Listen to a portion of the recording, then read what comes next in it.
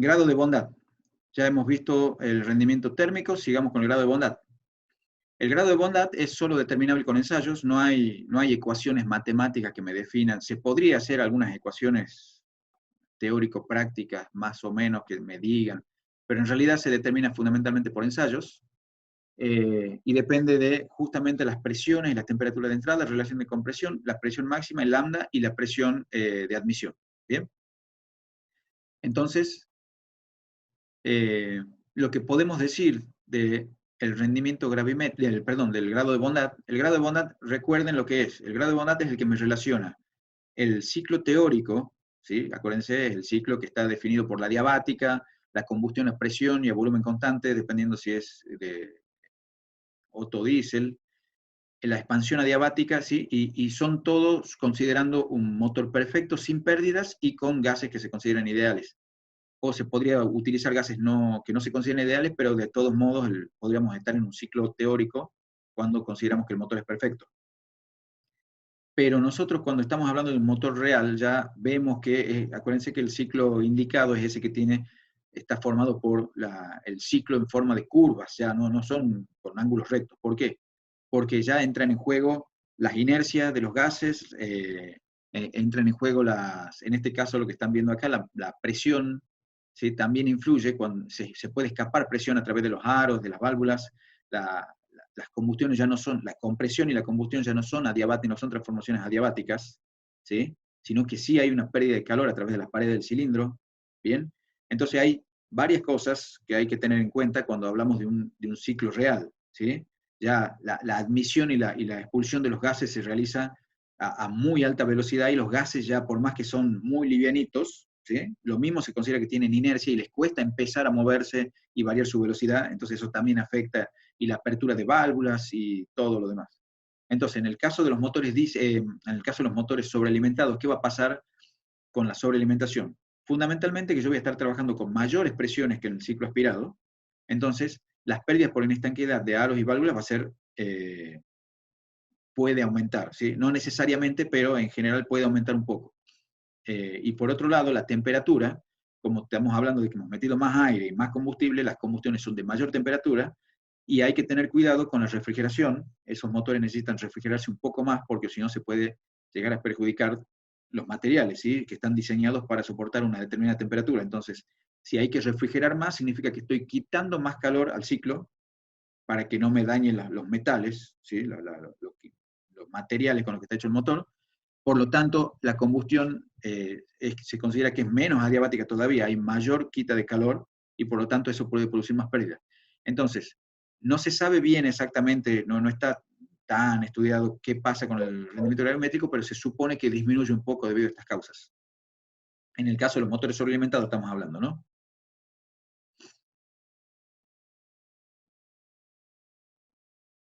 Veamos qué pasa con el rendimiento mecánico. Acuérdense que habíamos hablado que el rendimiento mecánico lo vamos a poner en función de la presión media mecánica, ¿bien? Esto que está acá, ahí en la teoría está explicado, esta es la presión media mecánica debida fundamentalmente a la presión. La presión media mecánica, ¿sí? Son las pérdidas, es como una presión muy chiquita que yo tengo que aplicar sobre el pistón que me genera un trabajo que es para vencer las pérdidas. ¿Bien? Esa es la presión media mecánica. Esta presión media mecánica, nosotros decimos que en teoría se mantiene relativamente constante. Está dividida en dos partes, una presión media mecánica que depende de la velocidad de giro del motor, ¿sí? Y una presión media mecánica que depende de la presión con la que se está trabajando. La presión media mecánica debida a la presión es la que está representada acá. Bien, le falta la P acá. En la teoría está ahí en el PDF que les he mandado, tiene una P, PMMP dice. Esta es una parte de la presión media mecánica que vemos que aumenta proporcional con el aumento de la presión. Bien, por lo tanto, el rendimiento mecánico con esta presión no debería variar, porque si aumentan proporcionales la presión máxima con la presión, las pérdidas, debería mantenerse constante el rendimiento mecánico. Pero como la otra parte de la presión media mecánica, que es la de velocidad, debido a la velocidad, esa sí no varía o varía muy poco, nosotros vamos a decir que en realidad sabíamos nosotros que podemos poner esto está mal, no es gravímetro, esto acá he puesto como el grado de bondad, es el rendimiento mecánico, ¿bien? Eso corrijan, bueno, no, ustedes en la teoría está bien eso, es para que no lo escriban así ahora. y nosotros sabemos que la presión media efectiva es la presión media indicada menos la presión media mecánica, y si desarrollo me queda de esta forma, ¿bien? Y esta presión media mecánica, yo había dicho, depende de la presión media mecánica debido a la velocidad y la presión media mecánica debido a la presión máxima. Por lo tanto, la presión media mecánica total va a disminuir, ¿sí? Va a aumentar en menor medida que la presión media indicada, que es está relacionada con la presión máxima del ciclo, que aumenta con la sobrealimentación. ¿Se entiende lo que estoy diciendo? Esta aumenta mucho, bien, vamos a marcarla acá, esta aumenta mucho, y esta aumenta pero poco, en menor medida, en menor proporción. Entonces, si yo hago aumentar mucho esta y poco esta, este rendimiento va a aumentar, este de vuelta le he puesto como grado de bondad, es mecánico. Entonces vamos a ver acá, en este gráfico, vemos que al aumentar, ¿sí?, la presión, yo me voy vemos que las presiones media mecánicas van aumentando, pero en menor medida. Entonces, si yo tengo una presión media indicada aspirada acá, ¿sí?, voy a tener un rendimiento mecánico determinado. Y si me voy por otra curva con sobrealimentación, ¿sí?, bien, voy a tener un menor rendimiento en teoría, ¿sí?, pero vemos que en definitiva termina aumentando. ¿Bien? ¿Se entiende lo que está pasando ahí? Justamente debido a esto que he marcado acá, que la presión media indicada aumenta mucho, ¿sí? Y la presión media mecánica, que es las pérdidas mecánicas, aumentan, pero en menor medida, en menor proporción. Por lo tanto, termina siendo que el rendimiento mecánico aumenta, termina aumentando.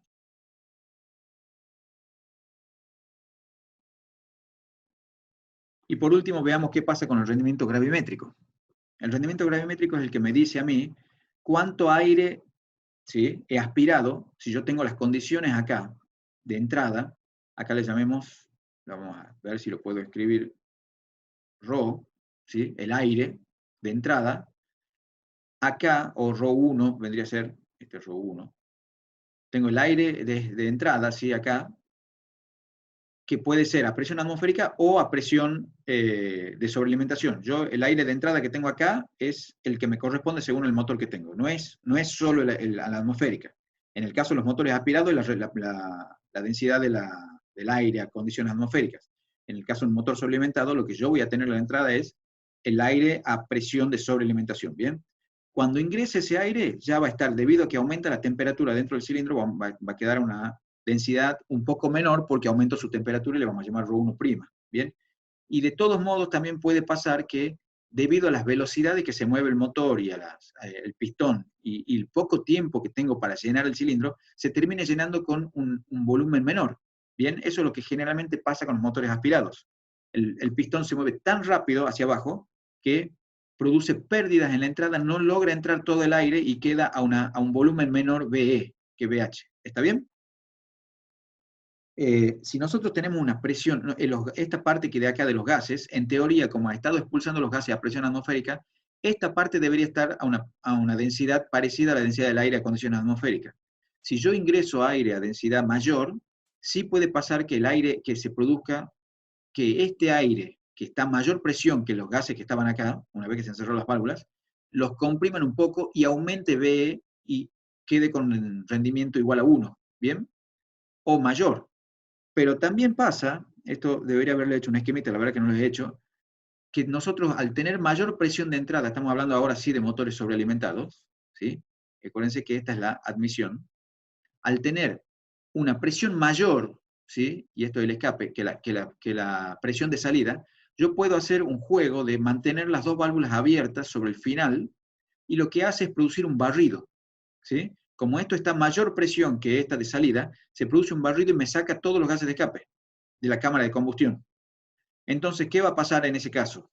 Fíjense, si nosotros tenemos que la relación entre el volumen BZ es el volumen total que tengo acá, ¿no? Es el volumen del cilindro más el volumen de la cámara de combustión, ¿sí? Esa es la relación BZ sobre BH. Si yo lo divido en BC, a los dos, al de arriba y al de abajo lo divido en el volumen de la cámara de combustión, voy a tener que esto que está acá arriba es la relación de compresión. ¿Bien? Voy a tener la relación de compresión. Y esto que está acá abajo, BH, yo lo puedo poner directamente como el volumen total del cilindro menos el volumen de la cámara de combustión. Ya sabíamos, esto que está acá. Entonces, haciendo un jueguito ahí matemático, ¿sí? A veces lo paso dividiendo a los dos miembros de abajo, y me queda que la relación entre BZ y BH, ¿sí? La puedo poner directamente como la relación de compresión sobre la relación de compresión menos 1. ¿Qué significa esto? Que si yo logro eliminar completamente los gases de combustión, el volumen total de aire que yo he aspirado lo voy a poner como BZ total. Y la relación va a ser esta, la proporción. Y mi rendimiento lo voy a poder escribir de esta forma. ¿Bien? El rendimiento gravimétrico. Si yo logro limpiar la totalidad de los gases de combustión que me quedaban en la cámara de combustión, ¿sí?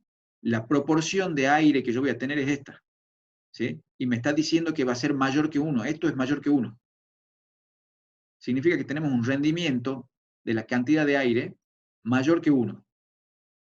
¿Sí? Yo he metido más aire del que realmente debería haber aspirado al motor. Ese es un beneficio que yo tengo en los motores sobrealimentados, ¿bien? Gracias a que se produce un barrido en la cámara de combustión.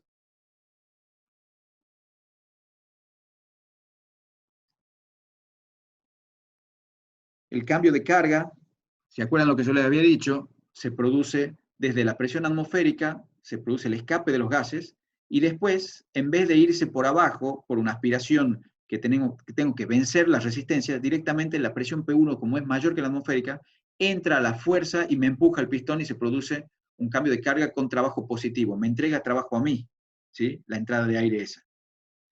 Lo único que hay que tener en cuenta es que, por lo que estábamos hablando, podría ser teórico, sería el rectángulo este, pero en realidad lo que pasa hay pérdidas y movimientos relativamente lentos del aire, le cuesta iniciar el movimiento y detener. Entonces todo eso tiene inercia en los gases y producen un cambio de carga de menor área de lo que debería ser. ¿Bien? Si nosotros analizamos matemáticamente eso, vamos a ver que esto, en este caso, ya en cualquier momento se corta la comunicación porque el Zoom son 40 minutos nomás, ya nos conectamos de vuelta, ¿sí? Les termino de explicar esto. Esta condición sería, acuérdense, P5 sería la presión de expulsión, sería como la atmosférica en el caso de los motores sobrealimentados con compresor mecánico. Si yo me voy para este lado, ¿sí? Para acá, voy a tener una sobrealimentación. Este es el caso de cuando yo he comprimido y estoy sobrealimentando. Si yo tengo una variación teórica de la presión, el área esta que está acá, o sea, la PMI 2, vendría a ser, que le llamo acá, ¿sí? Una presión media indicada 2, la teórica va a ser la máxima, ¿bien? Voy a tener un trabajo máximo de cambio de carga. Pero como siempre hay pérdidas en el medio, yo voy a tener que los trabajos que me producen dependiendo de la velocidad media del pistón. ¿Qué significa esto? Esto les explico. La velocidad media del pistón está relacionado con la velocidad de giro del motor. Cuanto mayor se mueve el pistón, más rápido se produce el cambio de carga y por lo tanto mayores pérdidas producen en los tubos de admisión. ¿Bien? Entonces, ¿qué me está diciendo esto? Que para velocidades muy altas del motor, hablemos de esta, supongamos de 12, voy a tener mayores pérdidas, por lo tanto, el área esta que voy a tener acá, ¿sí? Esta área de acá, va a ser menor, eso es lo que me está diciendo. ¿Bien? Cuanto mayor sea la presión de sobrealimentación, yo voy a tener más grande el ciclo de cambio de carga. Pero, a su vez, voy a ver que se me va disminuyendo a medida que me voy acercando al motor que no tiene sobrealimentación. ¿Bien? Si yo ando con motores más lentos, voy a ver que mi ciclo de cambio de carga va a ser mayor.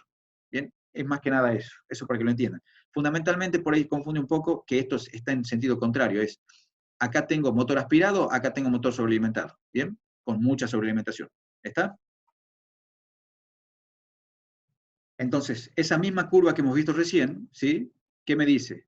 Que esto sería para un motor aspirado, ¿bien? Y a medida que voy aumentando la relación de compresión, la presión media efectiva neta, o sea, la presión de sobrealimentación, perdón, está relacionado con la potencia final del motor, ¿sí? La presión media efectiva que voy aumentando debido a la sobrealimentación, voy a ver que sube, sube, sube, llega a un punto máximo y de ahí empieza a disminuir.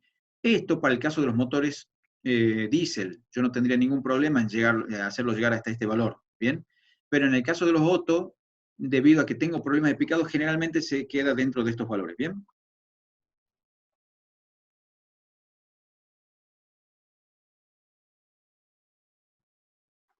Bien, veamos qué pasa con su turbo soplante.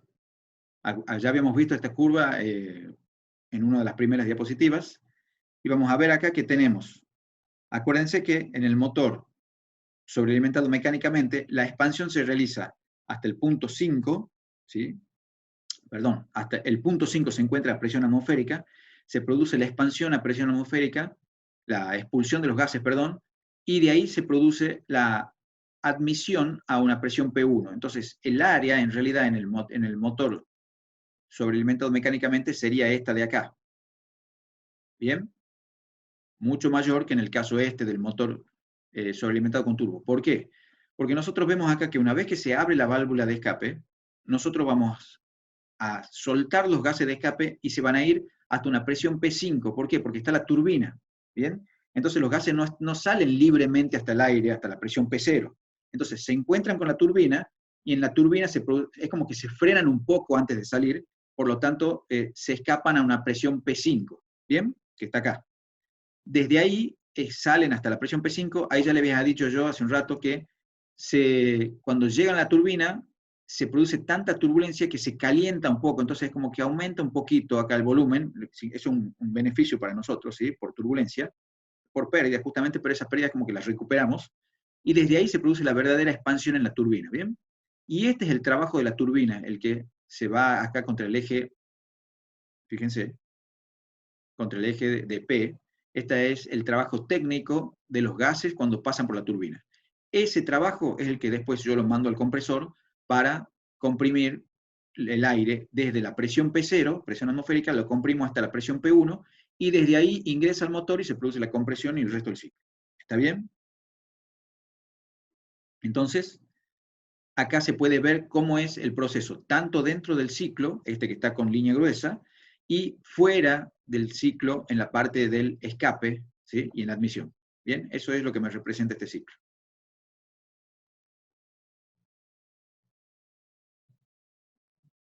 Lo que, sí, les comento algo con respecto a este anterior. Esto, ¿sí?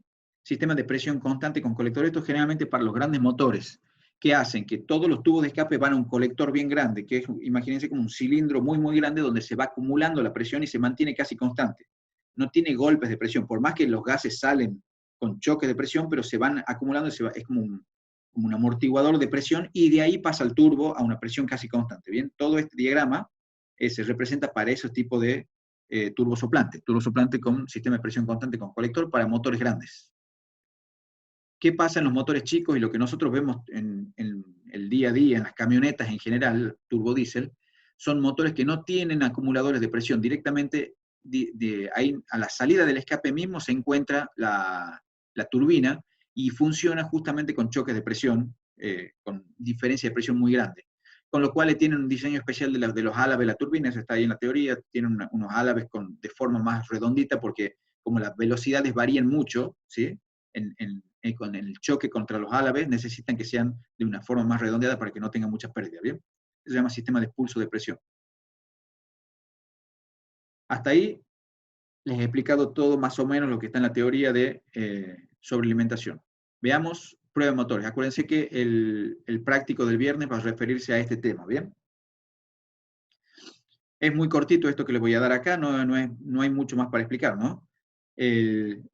Nosotros lo que hacemos, eso está en la teoría explicado, las pruebas de motores, lo que hacemos justamente es ensayarlo al motor para ver cómo funciona, para ver si está andando bien, para ver si el consumo anda bien, si la potencia, si el momento, ¿sí? Y es un ensayo controlado en banco de prueba, en el cual se usa un freno dinamométrico, y el freno dinamométrico lo que hace justamente es producirle un frenado al motor para evitar que gire libremente, que es lo que normalmente hace el motor cuando está andando en un auto o en una máquina, lo que está haciendo es está como moviendo otra máquina que le cuesta moverla, es como si fuera frenado. Entonces lo que yo hago es producir un frenado artificial, con un freno, al cual en ese freno yo mido el momento que produce, el torque, ¿bien?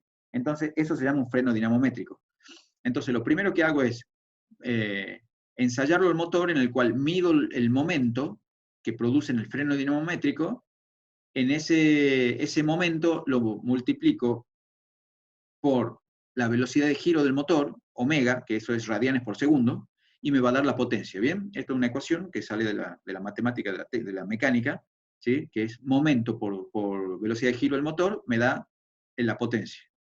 Como yo no lo tengo, yo tengo el número de vueltas, no los radianes por segundo, lo relaciono a la velocidad de giro como 2pi por n. 2pi, acuérdense, es la cantidad de radianes que hay en una vuelta completa de cigüeñal. Y por n, por la cantidad de vueltas por minuto, me da la velocidad de giro en radianes por minuto. Reemplazando omega me queda que es m 2pi n. Si lo pongo en dimensiones newton metro y RPM, directamente me queda una ecuación de este tipo. Momento por el número de vueltas sobre 9.549, y eso me da directamente en kilowatt. Entonces, esa es la forma. Yo lo que mido realmente en un banco de pruebas, fundamentalmente, es el momento que me está diciendo el freno dinamométrico por el número de vueltas, que lo mido con un tacómetro, digamos, un dispositivo que sirve justamente para medir el número de vueltas, y me da directamente la potencia del motor, ¿bien? Entonces, esa es la forma de calcular. Después, podemos calcular la presión media efectiva conociendo esta ecuación, que ya la sabíamos, ya la hemos visto varias veces. Despejando la presión directamente, la presión media efectiva de acá, puedo calcularla. Ya habiendo calculado la potencia efectiva, puedo calcular, y conociendo las dimensiones del motor, obviamente, esa presión media efectiva. Y por otro lado, puedo calcular el consumo específico, conociendo un volumen, ¿sí? Puedo tener un volumen determinado de combustible, que veo cuánto, conozco la densidad que tiene, obviamente, y cuento el tiempo en el cual se me consume ese volumen de combustible, ¿bien? Eso va a ser el consumo, el caudal de combustible que consume el motor en un determinado régimen y en determinada potencia. Y si yo a eso lo divido en la potencia efectiva del motor, me va a dar justamente el consumo específico, es la cantidad de gramos de combustible por cada kilowatt de potencia producida por el motor y por cada hora de funcionamiento, ¿bien? Entonces eso me permite comparar motores de diferentes tamaños.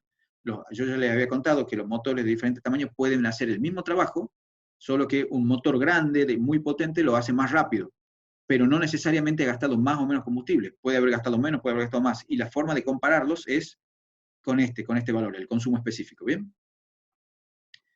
Les comento acá rápidamente, ya que está el gráfico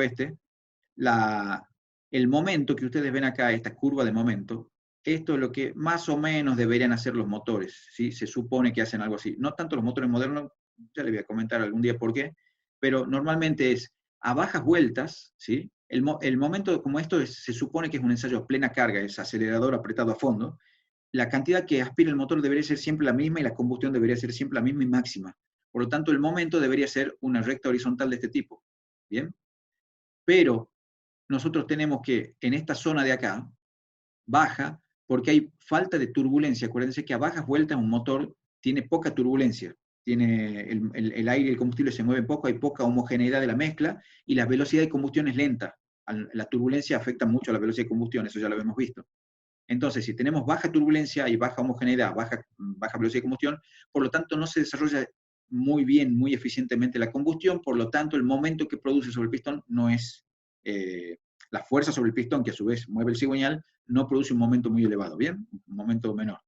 Y en esta parte llega a un punto máximo, obviamente, cuando llega a un número de vueltas intermedio, y de ahí, cuando sigue aumentando el número de vueltas, entramos en esta zona de acá, que es una zona donde ya empieza a producir pérdidas de rendimiento gravimétrico. O sea, la entrada de aire empieza a verse restringida por las pérdidas. El motor se está moviendo tan rápido que no le da tiempo a llenarlo completamente el motor. ¿Bien? Por un lado eso. La curva de potencia, como es M por N, yo les había dicho, esto debería ser, si M fuera constante, esto debe ser una recta, ¿sí? Que sube. Pero como hay pérdidas por falta de turbulencia abajo y pérdidas por disminución del rendimiento gravimétrico, sucede que la potencia tiene esta curva que vemos acá, y hay un momento en que la potencia, el aumento del número de vueltas no logra compensar lo que baja M, entonces el N llega a un máximo, la potencia, y de ahí empieza a disminuir. ¿Bien? Y por otro lado, por último, vemos acá la curva de consumo específico. Y nosotros sabemos que la curva de consumo específico es inversamente proporcional, más o menos, a el momento. Cuando el momento es máximo, significa que estoy aprovechando al máximo la energía del combustible, por lo tanto vamos a tener cerca el consumo específico mínimo. Y a su vez, al revés también. Cuando disminuye el momento, aumenta BE. No exactamente coinciden en el mismo punto el mínimo, porque el BE depende fundamentalmente del rendimiento efectivo. He puesto cualquier cosa. ¿Sí? El BE, el consumo específico, depende del rendimiento efectivo. No sé si me va a salir. ¿Bien? Y el momento depende de rendimiento efectivo y rendimiento gravimétrico. ¿Está? Entonces no necesariamente coinciden en el mismo punto el mínimo, pero sí están cerca.